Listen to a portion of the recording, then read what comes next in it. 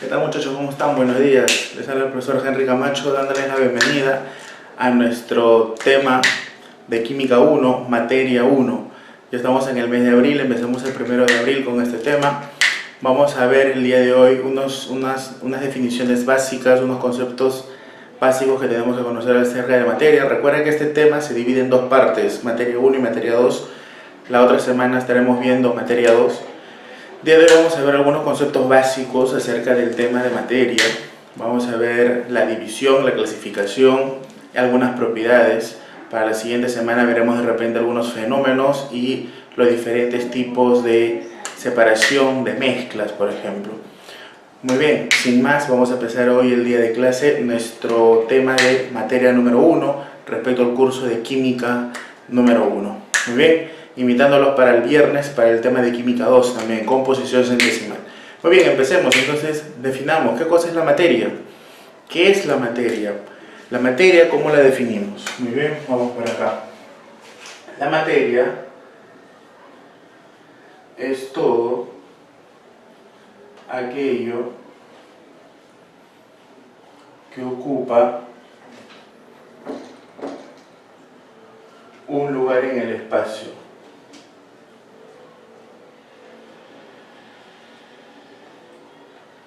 Nosotros siempre tenemos esta definición del colegio, ¿no? Es todo aquello que ocupa un lugar en el espacio. ¿Pero qué significa eso? Que si esto ocupa un lugar en el espacio es porque presenta masa y volumen. Recuerda que para que algo ocupe un lugar en el espacio es porque presenta un volumen.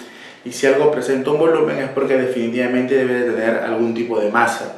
Entonces la materia es todo aquello que ocupa un lugar en el espacio, presenta masa y volumen. ¿Qué más? Es perceptible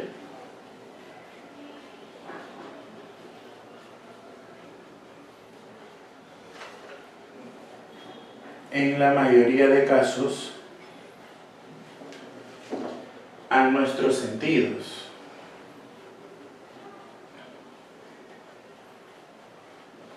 Claro, hay algunas formas de materia que, por ejemplo, nosotros solo lo podemos sentir, como por ejemplo el calor, pero no lo podemos ver. Por eso es que lo definimos como que es perceptible en la mayoría de casos, porque algunas lo podemos ver, algunos lo podemos tocar, algunos solamente lo podemos percibir. ¿Ok? ¿Qué más? Ahora, la materia presenta una característica muy importante. Es que la materia no es estática, sino que la materia es dinámica. Constantemente la materia siempre está cambiando. Por eso se dice que se encuentra en constante transformación.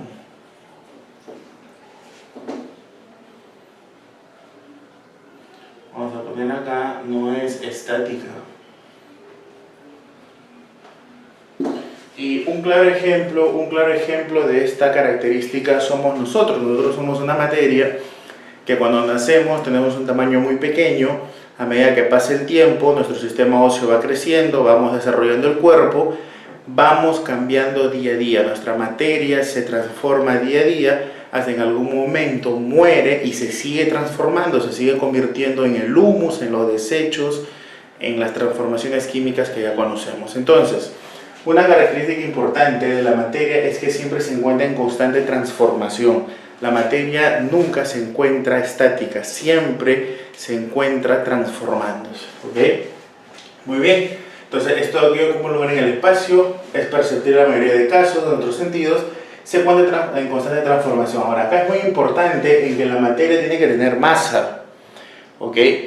La materia es todo aquello que presenta una masa determinada, no te olvides de eso, por favor. Muy bien. Vamos a definir ahora dos conceptos muy importantes. Hay un concepto denominado masa y otro concepto que se le conoce con el nombre de peso, ¿no es cierto? La gente, los alumnos siempre piensan que masa y peso es lo mismo. En realidad eso no es así. Entonces definamos qué cosa es la masa. La masa representa una cantidad de materia, una cantidad de sustancia. Representa una cantidad de materia, una cantidad de sustancia. Por ejemplo, si yo tengo ahorita 3 plumones, estos 3 plumones son una cantidad de materia, son 3 unidades de partículas. Esta es una cantidad de partículas, partícula y partícula. Entonces, la masa lo que me va a representar es la cantidad. Aquí hay 3 plumones, eso me podría representar una masa respectiva. Ahora, esa masa variará con la ubicación geográfica en que sea tomada la medida o siempre será lo mismo. Pongámonos un ejemplo, imagínate que yo me voy de viaje a otro país con estos 3 plumones. Entonces estos 3 plumones yo los llevo en mi maleta, llego a París, no sé, abro mi maleta y ¿cuántos plumones encuentro? 3.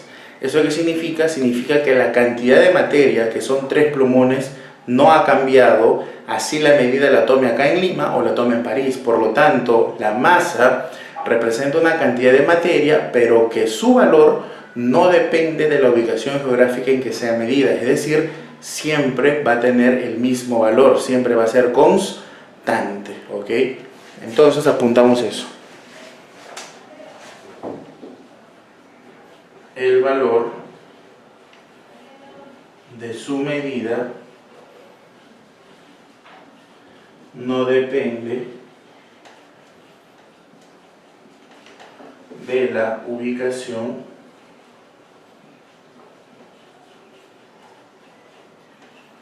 geográfica en que sea medida.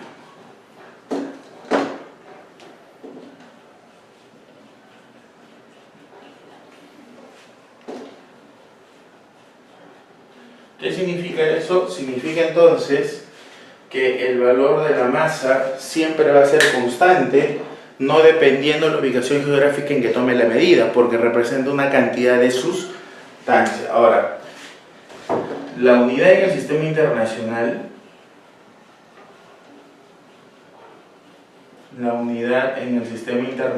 ¿quién es? Es el kilogramo.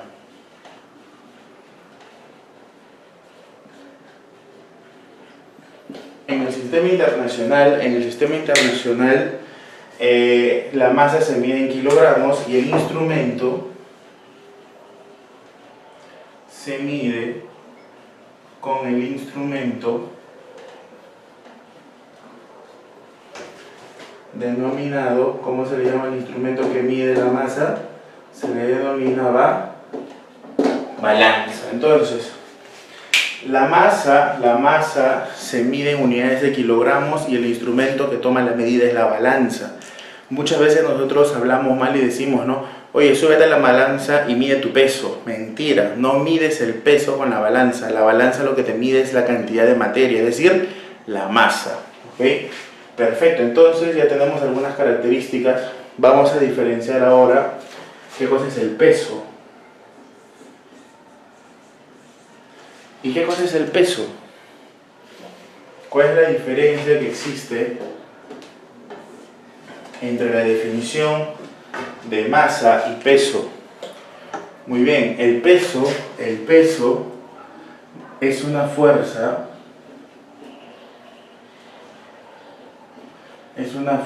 gravitatoria. El peso es una fuerza gravitatoria, no es una cantidad de sustancia. Entonces el peso ser una fuerza gravitatoria, ¿cómo se mide el peso según la física? Según la física, el peso es igual a la masa por la gravedad. Y obviamente esto me va a servir en qué unidades? En Newton. Entonces yo aquí puedo diferenciar muy bien muchas características. Por ejemplo, ¿qué característica podemos observar por acá? Una muy importante. Primero que, de acuerdo a la fórmula que yo puedo observar ahí, Entonces hay varias cosas que van a suceder. Primero, que esta masa, su valor es constante, no varía su valor. Sin embargo, la gravedad tiene un valor variable. Y entonces, al tener la masa un valor constante, porque dijimos que la masa no depende de la ubicación geográfica en que sea medida, pero la gravedad sí, nosotros sabemos que la gravedad es variable, varía dependiendo de la ubicación geográfica. Entonces, constante por variable determina que el valor del peso va a ser variable. Y entonces nosotros podemos comentar acá lo siguiente, que si el peso va a ser variable, ¿eso se debe a qué? ¿Se debe a la masa o se debe a la gravedad? Se debe a la gravedad. Entonces el peso es variable debido a que depende de la ubicación geográfica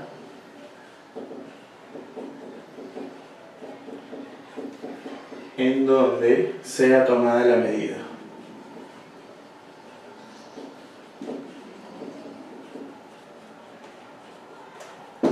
Entonces, ¿por qué depende de la ubicación geográfica donde sea tomada la medida? Por el tema de la gravedad. La gravedad varía dependiendo de la ubicación geográfica. Una gravedad de 10 o de 9,8 en la Tierra, una gravedad de 1, de 2, de 3 fuera de la Tierra en el espacio.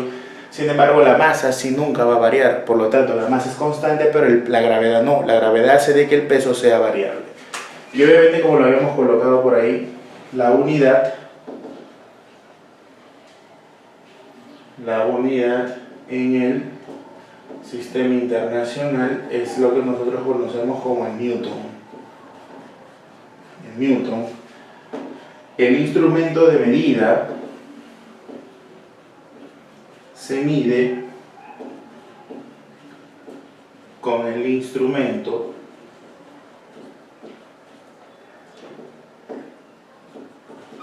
denominado, ¿cómo se le conoce al instrumento que mide una fuerza? ¿Cómo se le conoce? A ver, pensemos, muchos dicen que es la balanza, ¿no? No, no es la balanza, con el instrumento denominado dinamómetro. Entonces, el peso se tiene que tomar la medida con un dinamómetro, que es un valor, que es un instrumento de medida. Entonces, ya sabemos la observación general que vamos a poner aquí para cerrar esta pizarra. ¿Cuál es la observación general que vamos a poner entonces acá? Que de ahora en adelante, masa y peso son ¿qué cosa? Cosas iguales o cosas diferentes. Definitivamente, de ahora en adelante diremos que la masa y el peso van a ser siempre, ¿qué cosa? Van a ser variables diferentes. De ahora en adelante, cuando nosotros hablemos siempre de masa y de peso, vamos a tener bastante cuidado al expresarlo, porque no son cosas iguales, son cosas completamente diferentes, que en algunos casos sus valores podrán ser muy parecidos de repente, pero teóricamente la masa y el peso no son lo mismo, ¿ok? Muy bien, ya tenemos definido qué es la materia, qué es la masa y qué es el peso. Vamos a hablar ahora de la división de la materia. Muy bien, continuamos con lo de la pizarra.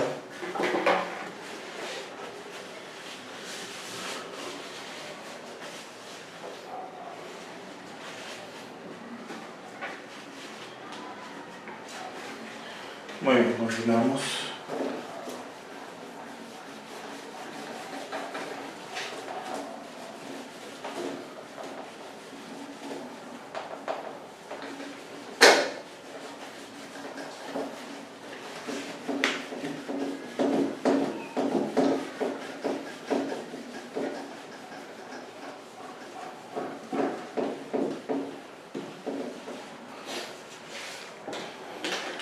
Muy bien, continuamos. Vamos a manejar ahora algo muy interesante.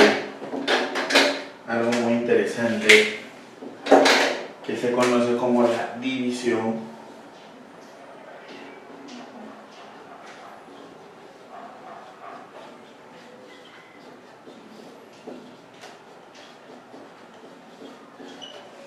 Vamos a dividir la materia.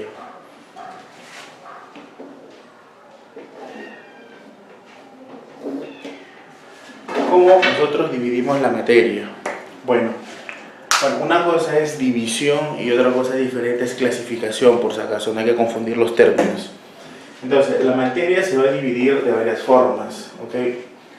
Vamos a hacer todo un gráfico aquí. ¿Cómo se hace la división de la materia? Bueno, la división de la materia parte desde una expresión, parte desde la expresión más grande que se pueda conocer de la materia.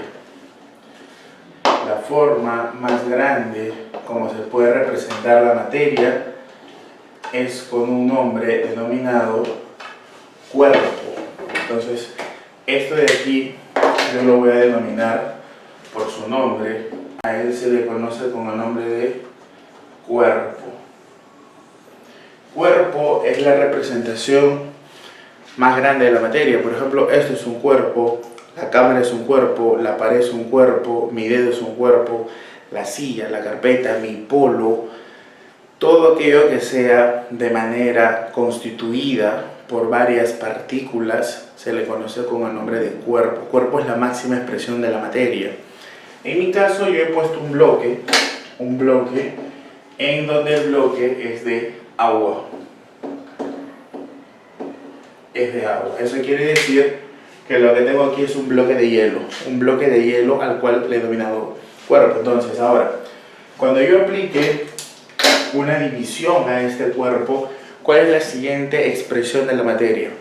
Este cuerpo es como que si yo tuviera un bloque gigante. Ahora, ese cuerpo yo voy a agarrar y lo voy a picar, o lo voy a cortar, o lo voy a estrellar contra el piso, o lo voy a empezar a martillar. Lo voy a dividir en partes más pequeñas.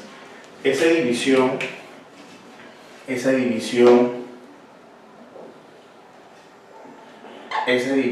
en donde ahora yo voy a tener al cuerpo, pero en partes más pequeñas, de repente lo voy a tener de esta manera.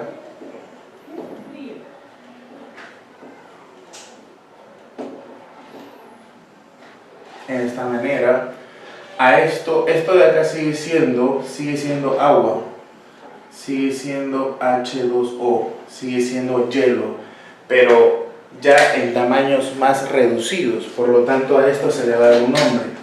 A esto que sigue del cuerpo se le denomina con el nombre de partícula. La partícula simplemente es el cuerpo, pero en pequeñas partes más reducidas nada más. Ahora, para llegar de cuerpo a partícula, nosotros hemos tenido que aplicar un medio. Ese medio recibe un nombre. ¿Cómo se le llama al medio que se requiere para llegar de cuerpo a partícula? Recuerden que hace un rato le comenté que dije que lo que iba a hacer era agarrar el bloque, lo iba a picar, lo iba a martillar, lo iba a cortar o de repente lo iba a estrellar contra el suelo. Cuando hay un agente externo que hace esa división, recibe un nombre. A eso se le conoce como el medio mecánico. Por ejemplo, ¿qué tipo de medio mecánico acabamos de comentar? Algunos dijimos, ¿no? Dijimos, por ejemplo, cortar, dijimos picar, dijimos impactar, etcétera, etcétera. Entonces, todos esos medios en donde exista un agente externo se le conoce como medio mecánico. Ahora, esta partícula, voy a jalar un vistazo por acá.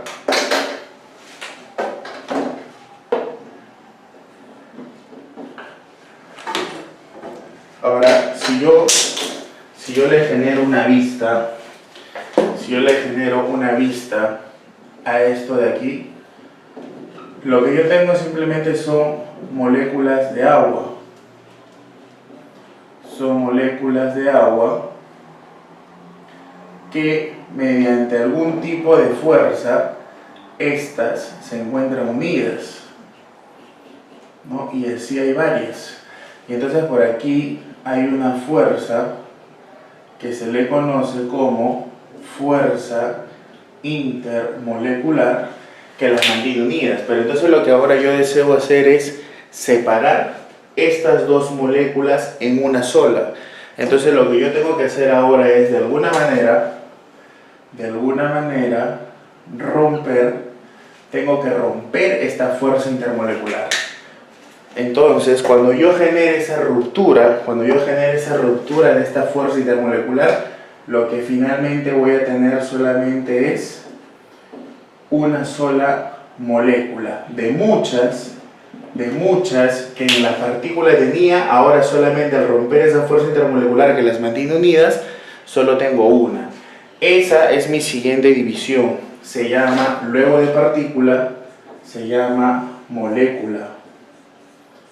Ahora, por aquí una aclaración, ¿no? De que esto es molécula porque estoy hablando de un compuesto covalente. Porque si esto fuera de repente un bloque de sal sería cloruro de sodio, entonces no sería una molécula, sino que sería una unidad fórmula o sería de repente un compuesto iónico. Entonces, aclarando la definición, yo le pongo molécula porque es un compuesto covalente, pero si fuera un bloque de sal no sería una molécula, sino que sería una unidad fórmula o sería un par iónico o una estructura cristalina iónica, ¿ok? Aclarando. Ahora, habíamos comentado que para poder llegar de partícula a molécula, yo tenía que romper una fuerza intermolecular. A eso se le conoce con el nombre de medio físico. Medio físico. Los medios físicos, como quién, voy a poner un ejemplo acá. Un medio físico como la ebullición, por ejemplo. Como la ebullición, lo voy a colocar acá, que es lo que hace, rompe fuerzas intermoleculares.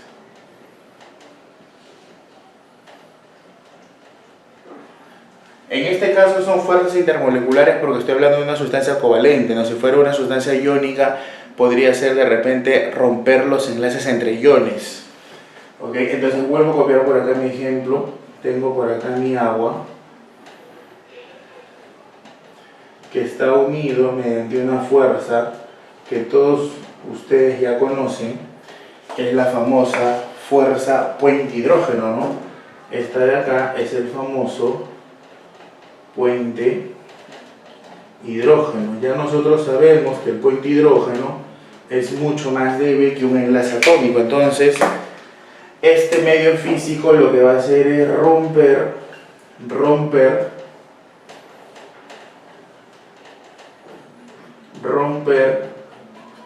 la fuerza intermolecular. Debido a la ruptura de la fuerza intermolecular por el medio físico, es debido a que yo lo puedo separar en una molécula. Ahora, ya solo tengo una molécula, pero ahora lo que yo quiero es romper ahora los enlaces atómicos para poder tener solamente los átomos. Entonces ahora nos vamos al siguiente punto. El siguiente punto contempla en que ahora lo que voy a hacer es romper, voy a colocarlo por acá,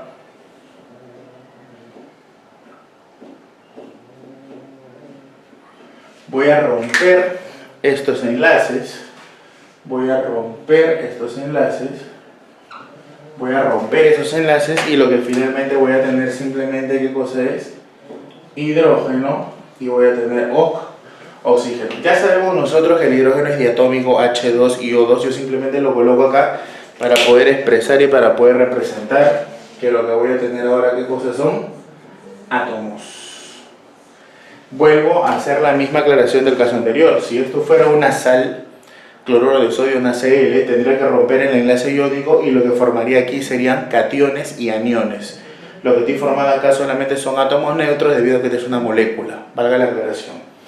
Y entonces, ¿qué medio yo necesito para poder llegar ahora de una molécula hacia los átomos. A esto se le conoce con el nombre del medio químico. Un medio químico, por ejemplo, es la famosa electrólisis. ¿Qué es lo que hace la electrólisis? Aquí lo vamos a aclarar. Lo que ahora vamos a romper es rompe enlaces atómicos. Vamos a romper enlaces atómicos. ¿Qué enlaces atómicos conocemos? Por ejemplo, enlace covalente, enlace iónico. En el caso anterior lo que rompíamos eran fuerzas intermoleculares nada más. Entonces, por ejemplo, aquí ahora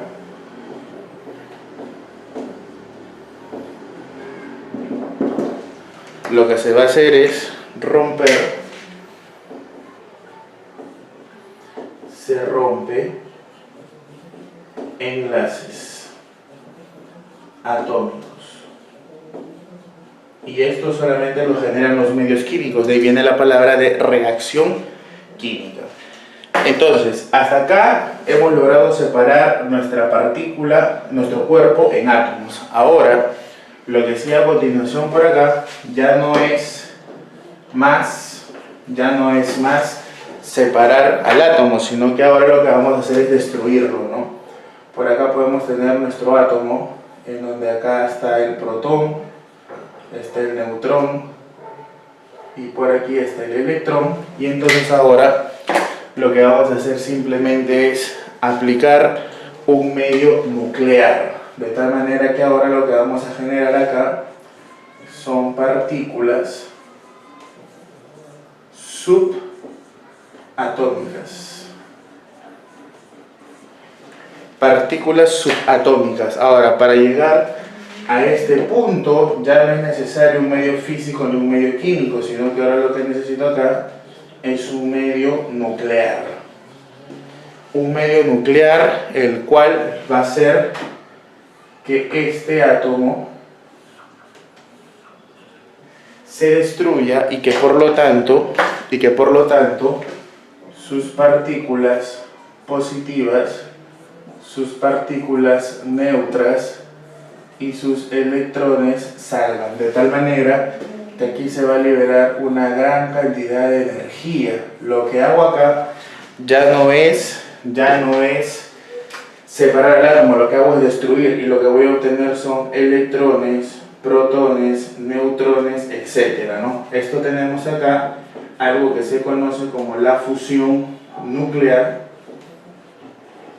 o también la fisión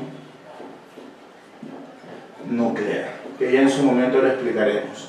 Entonces, en el último medio ya no hay forma de cómo regresar a lo anterior. Cuando nosotros tenemos la división hasta los átomos, podemos ir de cuerpo hacia átomo y de átomo hacia cuerpo, pero cuando pasamos de átomo a partículas subatómicas, ya se genera la destrucción del átomo. Muy bien, tenemos aquí la división de la materia, señores. Muy bien, vamos a empezar ahora con la parte de la clasificación de la materia. Muy bien, vamos a clasificar entonces la materia. Vamos a clasificar la materia de las dos formas, que vendría a ser sustancia y mezcla. Muy bien, vamos a clasificarla de la siguiente manera. Vamos a colocar aquí simplemente de esta manera, porque en la siguiente pizarra hablaremos de lo que es la mezcla. Lo que vamos a preocuparnos a hablar ahorita primero es acerca de cómo la materia se ha dividido inicialmente. La materia se puede dividir en lo que se conoce como sustancia o como mezcla. Entonces, empecemos diferenciando primero qué es la sustancia. En algunos libros también a la sustancia le llaman sustancia simple, así que es lo mismo. ¿Qué cosa es la sustancia? Entonces, definamos eso. Vamos a definir por aquí. ¿Qué cosa podría ser una sustancia? Entonces, una sustancia, por lo que podemos observar, es un pedazo de materia, pero que presenta algo muy importante que se conoce como composición definida. ¿Qué cosa significa que algo tenga composición definida? ¿Qué significa que algo tenga composición definida? Que algo tenga composición definida significa que hay cantidades fijas, que para que algo se genere hay cantidades fijas en que éstas se deben de combinar para que genere una sustancia. Entonces, por ejemplo, nosotros podemos tener algo que conocemos que se llama agua, pero esto de aquí se le conoce como nombre de agua debido a que siempre tiene dos átomos de oxígeno y siempre tiene un átomo, dos átomos de hidrógeno y tiene un átomo de oxígeno. Esa cantidad que nosotros estamos viendo acá, de que para que él se llame agua, es porque siempre tiene que haber dos átomos de hidrógeno y átomo de oxígeno. A esto de acá, a estas cantidades fijas, es lo que nosotros llamamos composición definida. Y eso es lo que trae como consecuencia de que la sustancia presente fórmula química. ¿Okay? Entonces, las sustancias en consecuencia presentan fórmula química. Y justamente esta va a ser la consecuencia de que presenten composición definida, y esto va a ser la consecuencia que diferencie a la sustancia y a la mezcla. Lo voy a colocar acá simplemente porque en la otra pizarra lo vamos a hablar. Entonces la materia se puede diferenciar como sustancia y como mezcla. Lo que define la sustancia es que presenta composición definida, cantidades fijas, y que por lo tanto por eso es que puede presentar una fórmula denominada química. ¿Ok? Ahora, esta sustancia se puede seguir dividiendo. Esta sustancia la vamos a dividir ¿en qué? En dos grupos. Vamos a dividirla en dos grupos. Vamos a poder dividirlo en dos grupos. Vamos a poder dividirlo en un grupo. Ok, vamos a poder dividirlo en dos grupos. Bien, va a haber un grupo muy importante. Si bien es cierto, la sustancia presenta fórmula química, la pregunta que uno se hace aquí es la siguiente, ¿no? ¿Esa fórmula presenta solo un elemento o presenta varios elementos? Entonces, si la sustancia presenta solo un elemento, se le conoce como sustancia simple, o también conocida como elemental. Se le conoce como sustancia simple o como sustancia elemental. ¿Ok? Sustancia simple o sustancia elemental. Entonces, ¿qué cosa vendría a ser una sustancia simple o elemental? Entonces diremos conformada. Vamos a poner acá formada por átomos de un mismo elemento.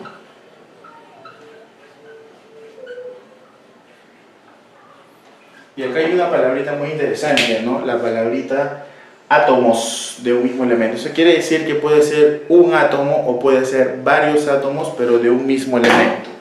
Ahora, por ejemplo, ¿quiénes? A ver, vamos a ver por acá. ¿Quiénes son las diferentes formas de sustancias elementales? Vamos a poner por acá todos los elementos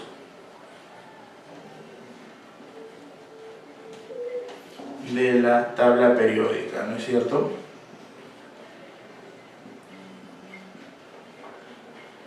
Como por ejemplo, ¿quiénes? A ver, vamos a ponerlo por acá, rapidísimo nomás, por aquí. ¿Quiénes, por ejemplo? ¿Qué elementos de la tabla periódica conocemos, por ejemplo? Súper rápido, ¿no? Por ejemplo, conocemos al litio y su símbolo es Li. Definitivamente tiene que tener fórmula porque es una sustancia. Tenemos, por ejemplo, aquí al calcio, ¿no es cierto? Y su forma de representar es el Ca. Tenemos, por ejemplo, al hierro, ¿no es cierto? Y su forma de representar, ¿quién es? El Fe. Ahora, dentro de las sustancias elementales también vamos a tener algo interesante. Vamos a tener algo que se le conoce con el nombre de... Hay unas sustancias especiales que son conformadas por... Se tienen diferentes formas, pero están conformadas por un solo elemento. ¿Cómo se le conoce a eso, señores? Vamos, el nombre, ¿cómo se le conoce? Anfóteros. Anfóteros, ¿cómo se le conoce? Vamos, te vuelvo a repetir. ¿Cómo se le conoce? Alótropos. Muy bien. Vamos a ver acá acerca de los alótropos. ¿Qué cosas son los alótropos? ¿Qué cosas son los alótropos? ¿Qué cosas son los alótropos? Los alótropos, vamos a definirlo acá, no te preocupes. Vamos a definirlo acá, no te preocupes. ¿Qué cosas son los alótropos? Los alótropos son las diferentes formas que puede adoptar una misma sustancia.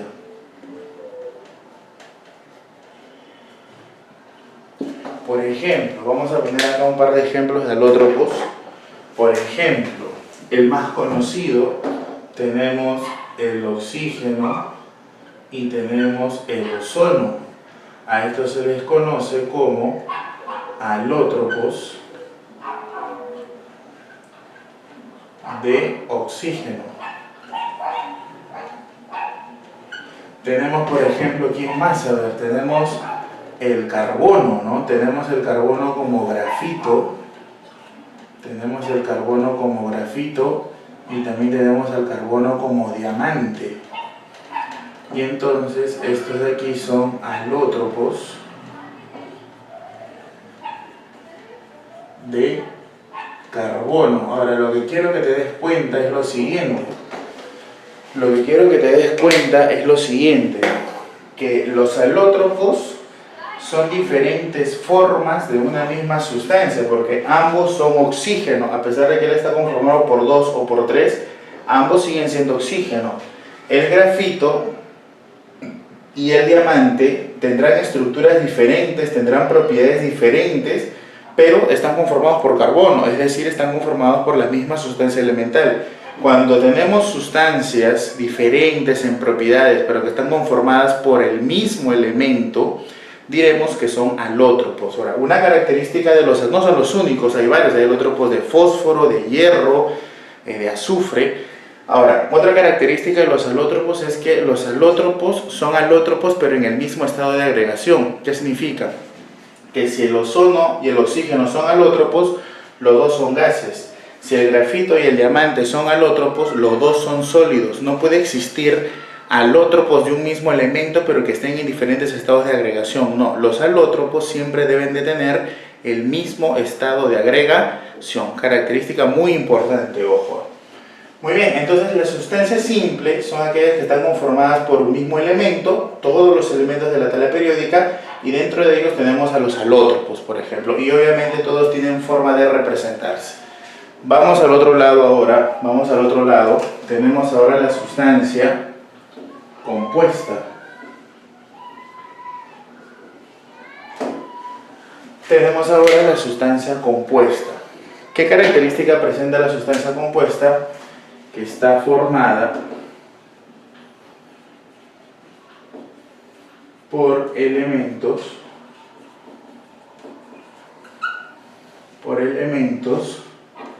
diferentes. ¿Ok? Está conformada por elementos diferentes. Entonces, ahora lo que voy a tener aquí van a ser un tipo de sustancia que va a estar conformada por más de un elemento diferente, pero que obviamente tiene una composición definida, por eso me genera una fórmula. Por ejemplo, ¿no? Vamos con los ejemplos súper sencillos. Un ejemplo súper sencillo, ¿quién es? El más sencillo de todos, el agua, cuya fórmula es H2O, y definitivamente tiene que tener fórmula porque se trata de una sustancia. Este está conformado por dos elementos. Entonces vamos a aclarar acá unos detalles. Él está conformado, vamos a ponerlo así, él está conformado por dos elementos. Como él está conformado por dos elementos, se dice que él es una sustancia del tipo binaria. ¿Por qué se le dice binaria? Porque está conformado por dos elementos diferentes. Pero también se observa que tiene tres átomos. Claro, tiene dos átomos de hidrógeno y uno de oxígeno. Tiene tres átomos. Por eso que se dice que es triatómica. Entonces, ¿qué podemos decir acerca del agua? Su fórmula es H2O, como tiene dos elementos es binaria y como tiene tres átomos es una sustancia triatómica. Ahora, si tú deseas, también acá te da la atomicidad. La atomicidad es la cantidad de átomos. Atomicidad 3, triatómico. Vamos a un ejemplo más. Podemos tener, por ejemplo, el ácido nítrico. El ácido nítrico cuya fórmula es HNO3. Y entonces, ¿qué podremos decir de él? Vamos a ver, ayúdame. ¿Qué podremos decir de él? Que él tiene tres elementos. Él tiene tres elementos. Por lo tanto, si él tiene tres elementos, ¿qué cosa sería? Te escucho. Tres elementos, él es una sustancia ternaria. ¿Ok? Pero también te das cuenta que él tiene ¿cuántos átomos? 3, 4, 5. Tiene 5 átomos. Entonces, como tiene 5 átomos, diremos que es una sustancia que ¿cuántos átomos debe tener? 5. Entonces debe ser una pentatómica. Entonces, importantísimo definir estas características: dos elementos binarios, tres elementos ternarios, tres átomos triatómicos, 5 átomos pentatómicos. Te pueden preguntar eso en muchas preguntas, ¿ok? Ahora, una cosita más. Una sustancia compuesta, para que ésta pueda retornar a ser una sustancia del tipo simple o elemental, para que la sustancia compuesta pueda retornar a una sustancia simple o elemental, ¿qué tipo de medio necesitaría? Mejor lo voy a poner por acá que tengo más espacio. Lo voy a poner por acá. Si yo quiero que esta sustancia compuesta retorne a una sustancia elemental, ¿qué tipo de medio tendría que aplicar? Vamos, ya lo hemos hablado en la división de la materia. Para que esta sustancia compuesta retorne a una sustancia elemental, ¿qué tipo de medio tendría que aplicar? Lo comentamos, ¿no? Tendríamos que aplicar un medio del tipo químico, ¿no? Claro, ¿te acuerdas? Por ejemplo, para romper el agua, teníamos el agüita por acá. Y entonces, ¿qué es lo que hacíamos? Mediante calor, mediante la electrólisis, por ejemplo, rompíamos esto de acá, y entonces ahora ya solamente teníamos hidrógeno y ya simplemente teníamos oxígeno. Entonces, para que una sustancia compuesta regrese a una sustancia elemental, lo que tengo que aplicar es un medio de qué tipo? Químico. Ahora, ¿una sustancia elemental se podrá dividir en otras sustancias más elementales? La respuesta es no. Una sustancia elemental ya no se puede dividir en otras más elementales. Una pregunta que siempre me hacen los chicos es esto, ¿no? Profe, pero si yo tengo ozono, por ejemplo, me dicen, ¿no? Profe, yo tengo ozono, ahí está mi ozono. Entonces, si yo rompo este enlace, tengo oxígeno, rompo este enlace, oxígeno y tengo oxígeno. Pero la pregunta es, hace rato el ozono también era oxígeno. Y si yo rompo esos enlaces, sigo teniendo ¿qué cosa? Oxígeno. Por lo tanto, una sustancia elemental no se va a poder dividir en otras más elementales. ¿Ok? Listo. Eso tiene que estar completamente claro, por favor.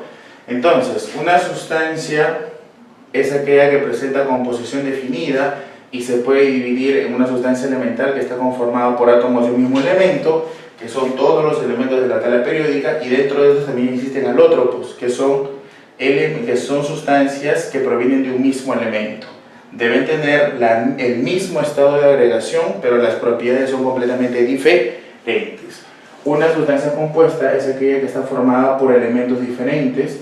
Para que de una compuesta llegues a una elemental hay que aplicar un medio químico, una reacción química, y esta puede ser, por ejemplo, binaria, ternaria, cuaternaria, puede ser triatómica, pentatómica, etc. Y obviamente, por ser una sustancia, siempre debe de presentar fórmula química. ¿Ok? Listo. Entonces, hemos visto la primera forma de cómo dividir la materia, que es una sustancia. Ahora lo que vamos a ver es la segunda parte, que vendría a ser ya no una sustancia, sino que ahora hablaremos de ¿qué? De una mezcla. ¿Ok? Muy bien, vamos con la pizarra.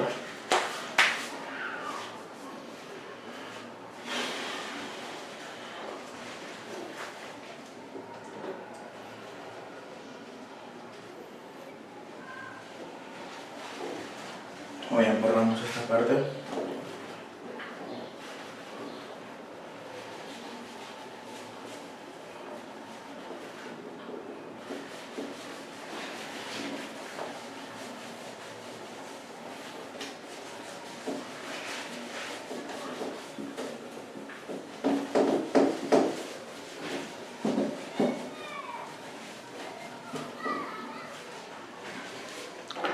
Muy bien, vamos a hablar ahora acerca,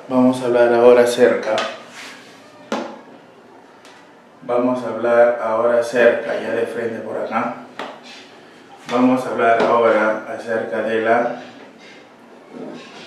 mezcla.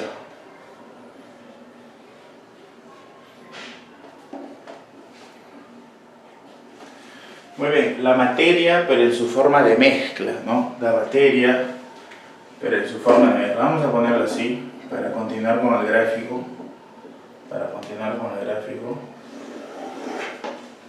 ¿Cierto? Esto venía por acá de sustancia.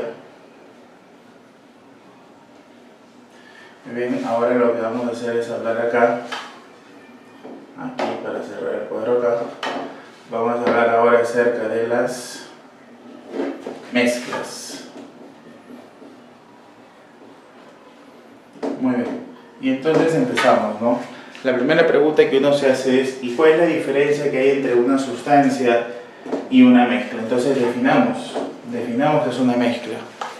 ¿Qué es una mezcla? Bueno, una mezcla va a tener que tener la definición absolutamente contraria a todo lo que era una sustancia. Una sustancia era aquella que tenía composición definida. Definitivamente, una mezcla, vamos a poner acá, no presenta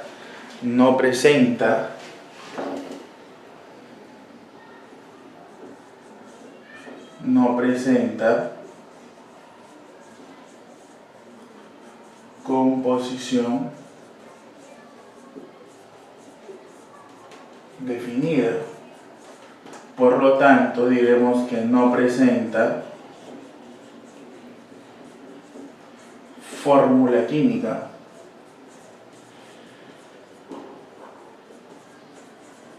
Y entonces justamente una de las formas como nosotros vamos a identificar si lo que tenemos es una mezcla es porque las mezclas no tienen fórmula química. Por ejemplo, ¿cuál es la fórmula del barro?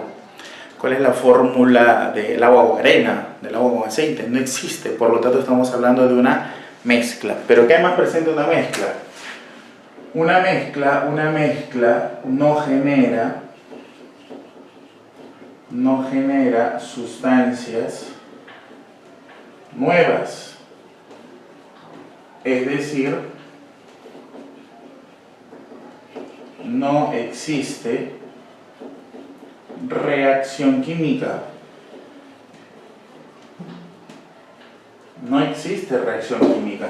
Cuando nosotros mezclamos, no generamos sustancias nuevas. Por ejemplo, cuando mezclamos agua y alcohol, no generamos una sustancia nueva, sino que simplemente tenemos agua y alcohol. Cuando meto yo a una licuadora, meto papaya, meto leche, meto plátano y empiezo a licuar, no genero nada nuevo, sino que simplemente estoy disminuyendo el tamaño del cuerpo y lo que estoy generando es que ahora todo se encuentre mezclado, no genera sustancias nuevas y por lo tanto la característica primordial es que se mantienen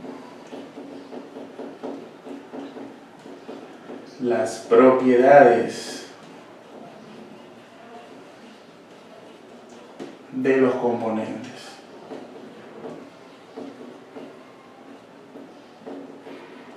Claro, se mantienen las propiedades de los componentes, es lo que te comento, ¿no? Si yo tengo, por ejemplo, agua más alcohol, después de la mezcla que sigo teniendo, agua más alcohol.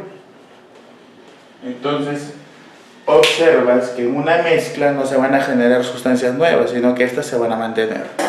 Ahora, dentro de las mezclas, ya he definido lo que es mezcla, vamos a tener dos formas de mezcla. Vamos a tener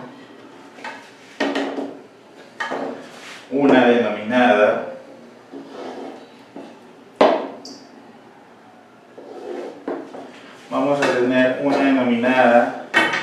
mezcla homogénea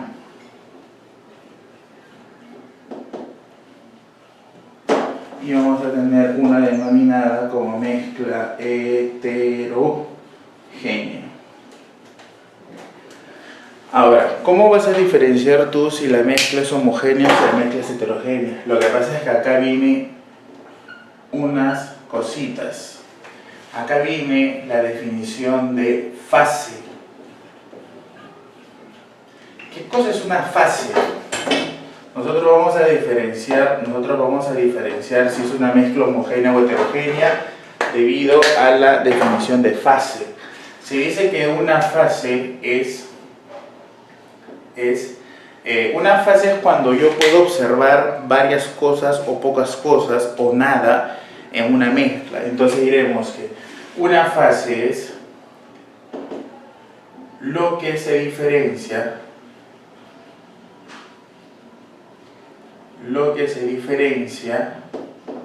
en una mezcla. Por ejemplo, si yo puedo observar agua y aceite, ¿cuántas cosas ves? Dos cosas se observan, por lo tanto diremos que presentas dos fases. Si yo tengo, por ejemplo, agua y arena y aceite, ¿cuántas cosas puedo observar? Puedo observar el agua, puedo observar la arena, puedo observar el aceite, entonces tengo tres fases. Si yo tengo un vaso con agua potable, ¿cuántas cosas puedes ver? No puedo ver absolutamente nada, solamente veo una, que es el agua, por lo tanto solo presenta una sola fase. Fase es las cosas que tú puedes ver en una mezcla.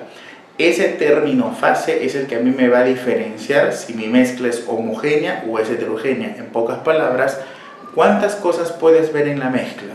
Entonces, la definición dice lo siguiente. Si yo solamente puedo observar una sola fase, diremos que es homogénea. Entonces diremos que una mezcla homogénea es aquella que presenta una sola fase. Por eso se dice que es un sistema monofásico.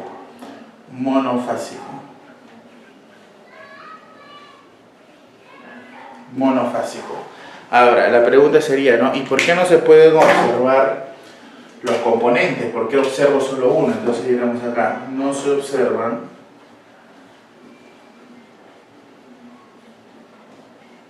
los componentes. Ahora, ¿por qué no se observan los componentes? Facilísimo, por el tamaño de la partícula.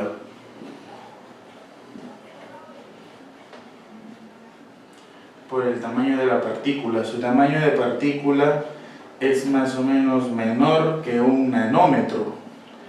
Entonces, la partícula es tan pero tan pequeña que no puede ser observada al ojo humano. En el agua potable hay miles de cosas, pero nosotros solamente observamos una, que es toda la fase del agua.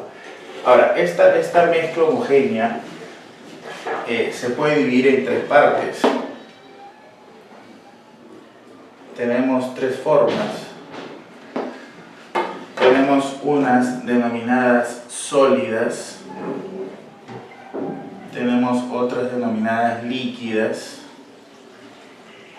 y otras tenemos llamadas gaseosas. Por ejemplo, ¿quiénes vendrían a ser nuestras mezclas sólidas? A ver, ejemplos de mezclas sólidas. Facilísimo. ¿Quiénes son? Son lo que conocemos como las aleaciones. ¿Quiénes son las aleaciones? Está el acero, por ejemplo. ¿Qué más? Está el latón. ¿Qué más? Está el bronce. ¿Qué más? Está la amalgama. Por ejemplo, el acero está conformado por hierro y carbono. La amalgama está conformada por un metal más mercurio. Te dejo como tarea para que me averigües el latón con el bronce. Entonces, todas las aleaciones van a ser mezclas homogéneas, pero del tipo sólidas. Tenemos también por acá las líquidas. ¿Quiénes son las líquidas? Las líquidas son, por ejemplo, ¿quién? El agua potable. El agua potable. ¿Cuántas cosas ves en el agua potable? En el agua potable hay de todo, ¿no? Hay bacterias, hay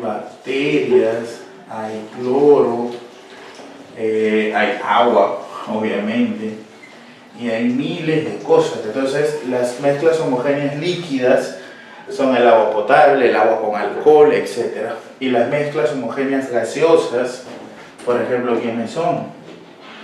Tenemos el aire, tenemos también aquí al gas natural, por ejemplo, ¿no? El gas natural que está conformado por hidrocarburos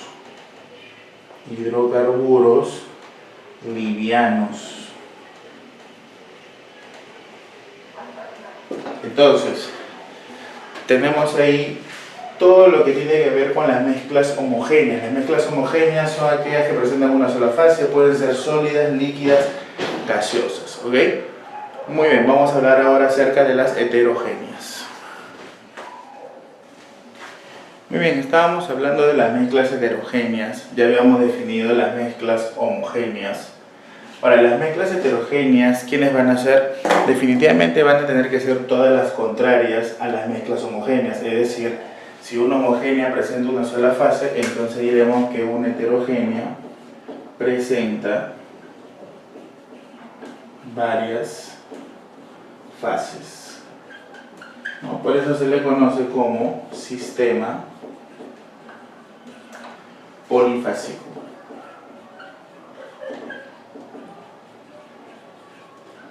Ahora, si se dice que tiene varias es porque se pueden observar todos los componentes. Bueno, eso tampoco no es verdad, tan verdad. Se dice que se observan la mayoría de los componentes.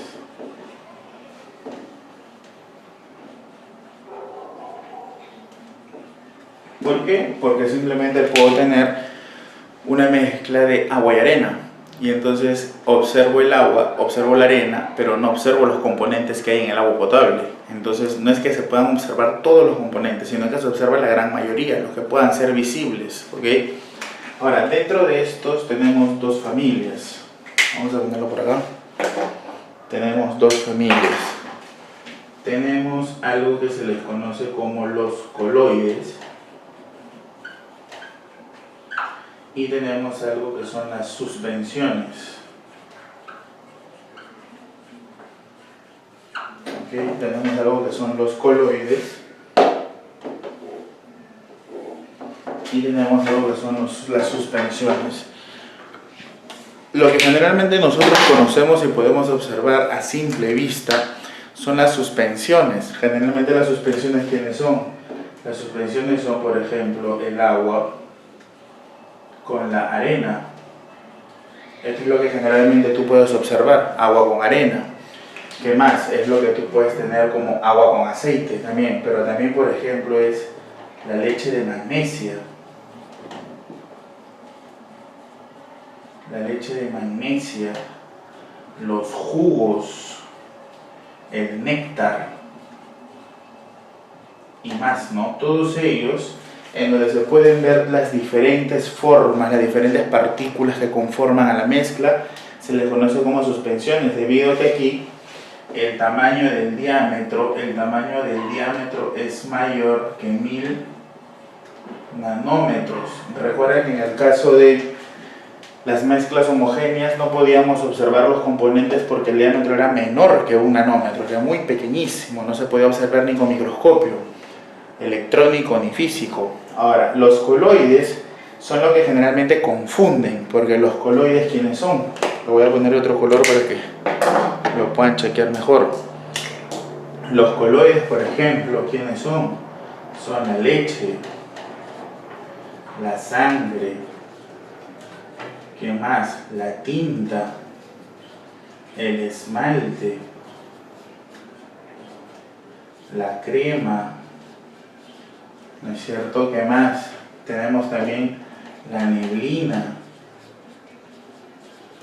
Ahora, muchos más, ¿no? ¿Y por qué? ¿Y por qué son considerados ellos? Porque en realidad ellos, su diámetro de la partícula, el tamaño de la partícula va a estar justamente entre estos valores, 1 nanómetro y 1000 nanómetros. Entonces, ahora, alguien dirá, no, profesor, pero cuando yo observo, por ejemplo, la sangre, cuando me sacan un examen de sangre, yo veo todo el tubito rojo, entonces veo una sola fase. Lo que sucede es que los coloides son sistemas microheterogéneos, o incluso llamados nanoheterogéneos. ¿Por qué? Porque son muy pequeñísimos. Entonces, a simple vista, uno puede confundir a un coloide como una mezcla homogénea. Pero en realidad los coloides son considerados mezclas heterogéneas, pero no desde el punto de vista macro, sino que desde el punto de vista micro. Entonces vamos a ver por acá, no sé si tendré un espacio, pero vamos a ver por acá. Por ejemplo, cuando a ti te hacen un examen de sangre, vamos a ponerlo por acá, aquí nomás. Cuando a mí me hacen un examen de sangre y de repente a ti te sacan un poquito de sangre por acá, un poquito de sangre, vamos a poner por acá, esto es sangre. Entonces la sangre pareciera que fuera un sistema homogéneo, pareciera que solamente tuviera una fase, pero cuando este sistema es llevado a un proceso de separación conocido como centrifugación, entonces vamos a poder separar todos los componentes, y cuando eso lo pongamos al microscopio vamos a ver algo espectacular.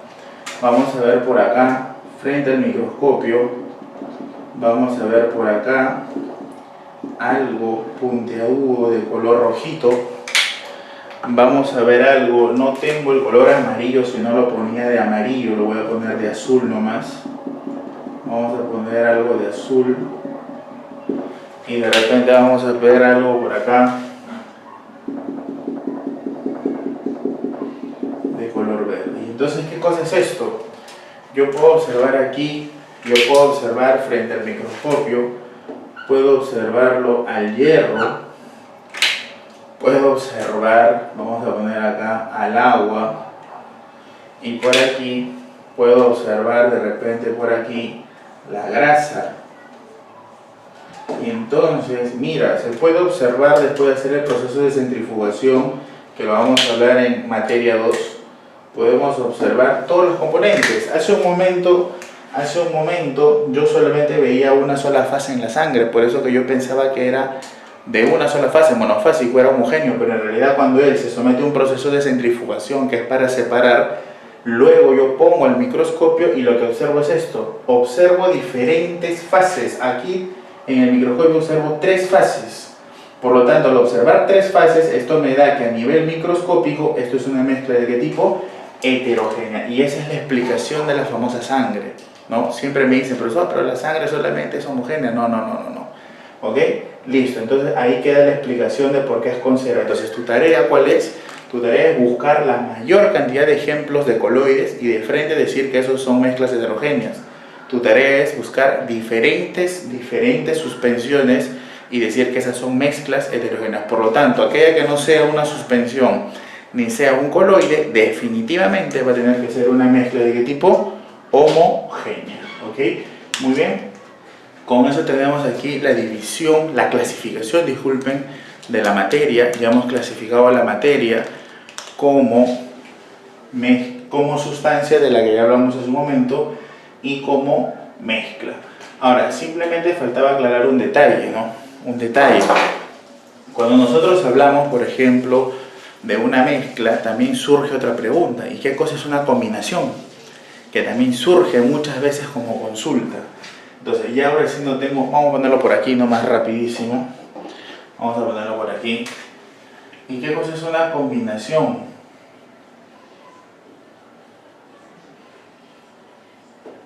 Porque siempre surge esa consulta. Siempre surge la consulta de que si yo hablo de mezcla, ¿qué cosa es combinación? Muchas veces confunden los términos y dicen que mezcla y combinación es lo mismo, y en realidad eso no es así. Una mezcla es cuando se juntan varias cosas pero no se forma nada nuevo, las propiedades se mantienen. En cambio, una combinación, aquí está presente una reacción química y por lo tanto se forma sustancias nuevas, se forman sustancias que van a tener propiedades completamente diferentes a las iniciales. Por ejemplo, ya no tengo espacio ya, pero bueno, yo creo que le puedo jalar acá un flechón nomás. A ver, ¿qué podemos tener? Lo clásico, ¿no? Cuando hacemos reaccionar sodio con cloro, ¿no es cierto? Y es lo que te da cloruro de sodio, ¿no es cierto? Entonces, por ejemplo, el sodio es reactivo, el cloro es venenoso, y cuando se forma la sal es comestible. Entonces te das cuenta cómo han variado las propiedades. Mira, el sodio era reactivo, explota con el agua. El cloro es venenoso, es tóxico, pero cuando ellos dos se juntan y forman una nueva sustancia llamada cloruro de sodio, que se da por medio de una combinación, es decir, una reacción química, ahora ¿cómo es? Comestible. Las propiedades han cambiado de acuerdo a la reacción que se ha generado. Entonces, solo faltaba aclarar ese pequeñito detalle, es que una mezcla y una combinación no es lo mismo. Mezcla no se forman sustancias nuevas, combinación sí se forman sustancias nuevas con propiedades completamente diferentes, debido a que en una combinación se generan las reacciones químicas. ¿Ok? Listo, muchachos, terminamos con la clasificación, pasamos a la siguiente pizarra.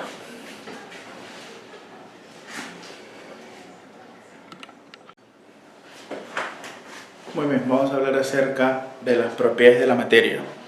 Una propiedad, ¿qué es una propiedad? Una propiedad es una característica que presenta la materia, es algo que va a ayudar a identificarlo, es algo con lo que yo voy a poder decir, esta sustancia es tal sustancia debido porque presenta las siguientes características. Entonces, una propiedad es una característica que presenta la materia.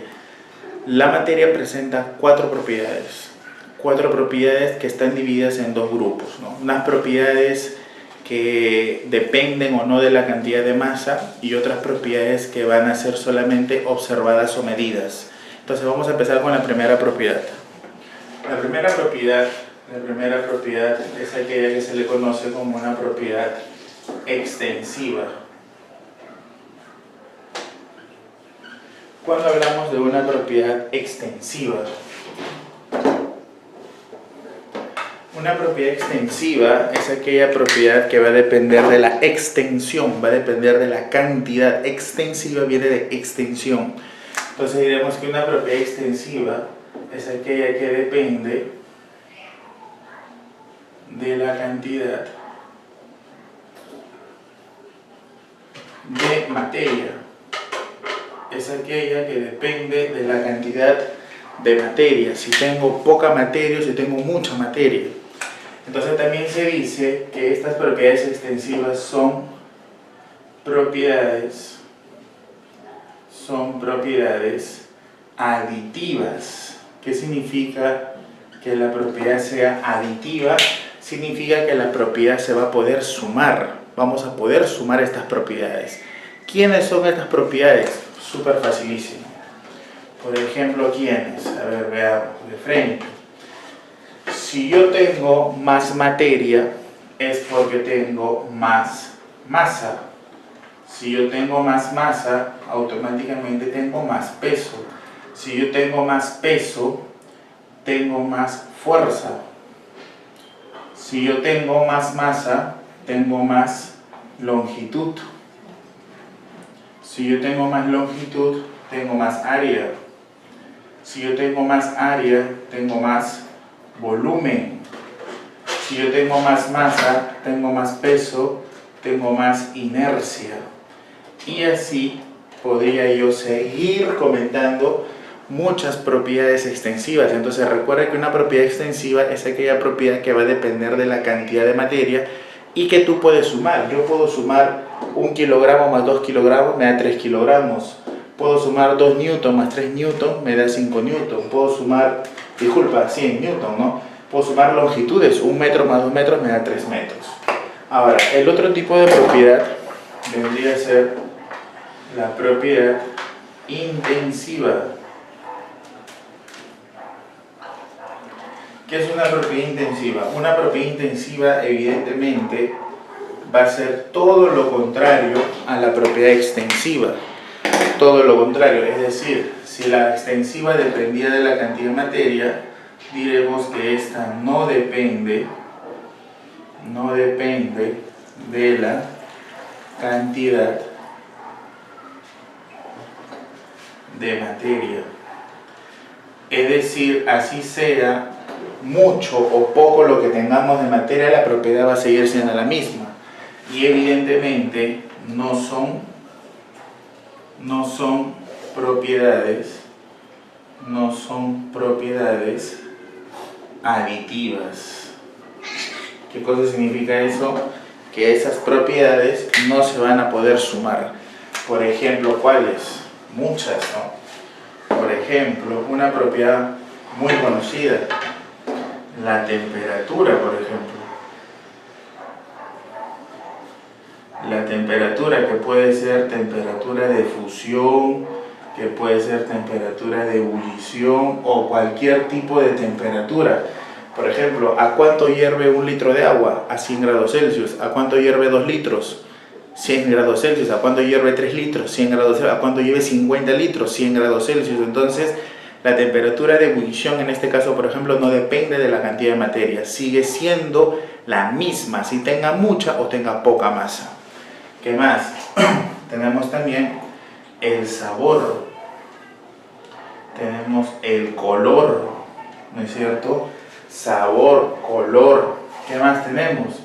Tenemos propiedades, por ejemplo, que son químicas. La oxidabilidad, por ejemplo.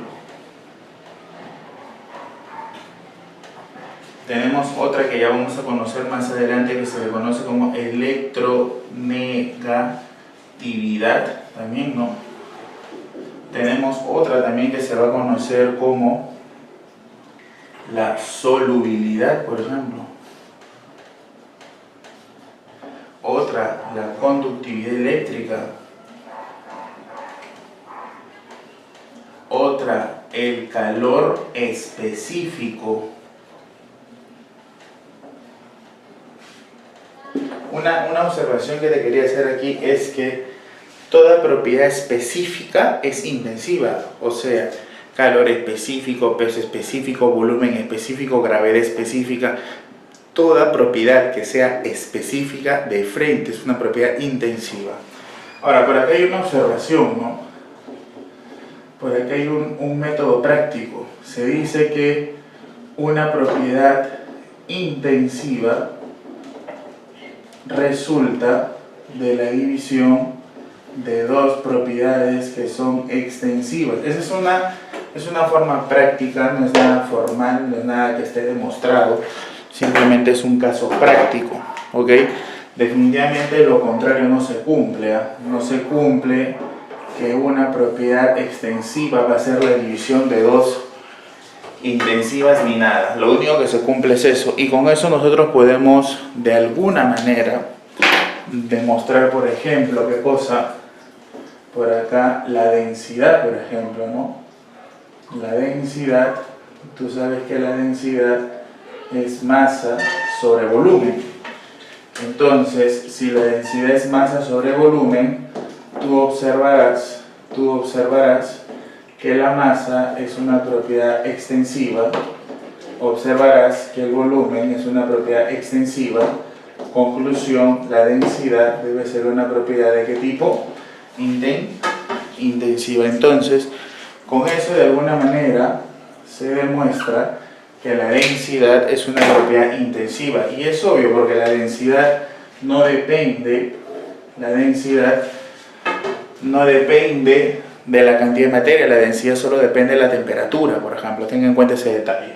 Entonces, tenemos acá otra forma también, ¿no? La presión, fuerza sobre área, por ejemplo. Bueno, entonces tenemos acá dos tipos de propiedades extensivas, aquellas que dependen de la cantidad de materia, y las intensivas, aquellas que no dependen. Ahora, tenemos también otro grupo, que son las propiedades físicas. Y obviamente lo contrario a estas, que son las propiedades químicas. ¿Qué cosa es una propiedad física? Bueno, en este tipo de clasificación ahora lo que me importa es lo siguiente. Dice que una propiedad es física cuando, al ser medida u observada, no se altera la composición de la materia. Ahora, acá hay unos términos, ¿no? En algunos libros tú vas a encontrar que no se altera la composición, no se altera la identidad, no se altera la naturaleza, no se altera la estructura interna. Son lo mismo. Composición, naturaleza, identidad, estructura interna es lo mismo. En pocas palabras, las propiedades físicas nos dicen que cuando yo tomo la propiedad no le pasa nada a la materia. Por ejemplo, ¿no? Cuando una persona está enferma y le ponemos el termómetro en la boca, vamos a medir una propiedad que es la temperatura. Medimos la propiedad, sacamos el termómetro, mides 37 grados Celsius y la pregunta es: ¿qué le pasó a la persona? ¿Se murió? ¿Reaccionó? ¿Sucedió algo? No. O le dices a la persona: súbete a la balanza. La persona se sube a la balanza, medimos su masa, sacamos a la persona, hemos medido la propiedad masa. ¿Le pasó algo a la persona? ¿Le sucedió algo a la materia? No. Esas propiedades en donde no le pasa nada a la materia se les conoce como propiedades físicas. Por ejemplo, ¿quiénes? Lo comentamos, ¿no? La temperatura, la masa, el peso, lo hemos dicho ahorita, la longitud, ¿no es cierto? La longitud, el color, etcétera, ¿no? Etc. Propiedades que al ser medidas o observadas no le pasa nada a la materia. Todo lo contrario a esta, tenemos ya la última, que son las propiedades químicas. Las propiedades químicas, definitivamente su definición va a ser todo lo contrario. ¿Ok? Diremos que al ser medida u observada,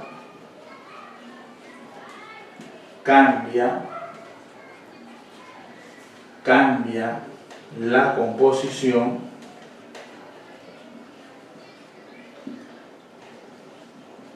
de la materia. Cambia la composición, cambia la identidad, cambia la naturaleza, cambia la composición interna, cambia, deja de ser lo mismo. ¿Qué propiedades, por ejemplo, son estas? Una muy conocida, por ejemplo. Una propiedad. Imagínate que nosotros tenemos un polo que nos dicen que no se quema. Entonces, nosotros vamos a experimentar eso si es verdad. Entonces, agarro el polo, lo prendo, le agrego fuego, el fuego empieza a consumir al polo y ahora me queda cenizas. Entonces, he observado la propiedad, combustibilidad, que es quemar.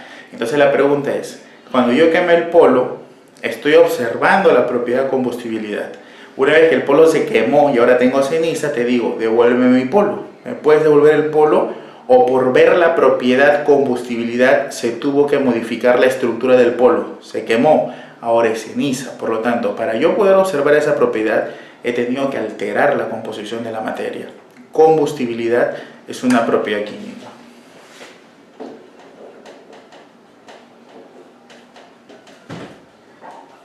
¿Qué más?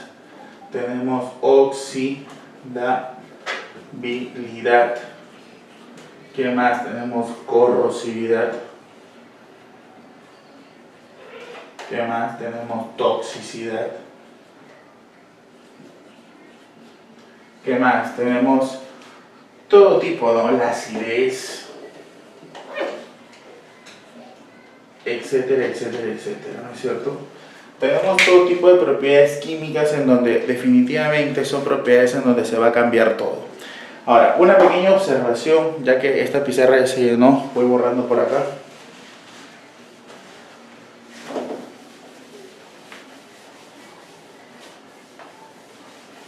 Una pequeña observación y con esto terminamos nuestra primera parte de materia 1.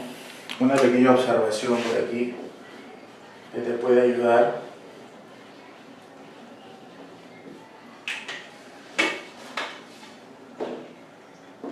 ¿Cuál es? La siguiente. La materia nosotros lo podemos dividir en dos propiedades.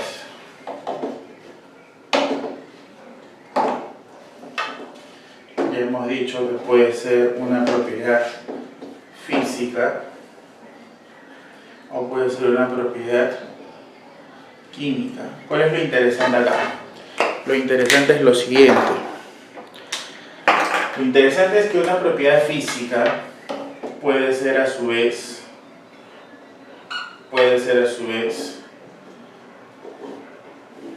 una propiedad intensiva o puede ser una propiedad extensiva. Por ejemplo, una propiedad física que sea intensiva, ¿cuál es? Lo hemos dicho, ¿no? Física intensiva es la temperatura. Y una propiedad que sea física y extensiva, ¿quién es? La masa.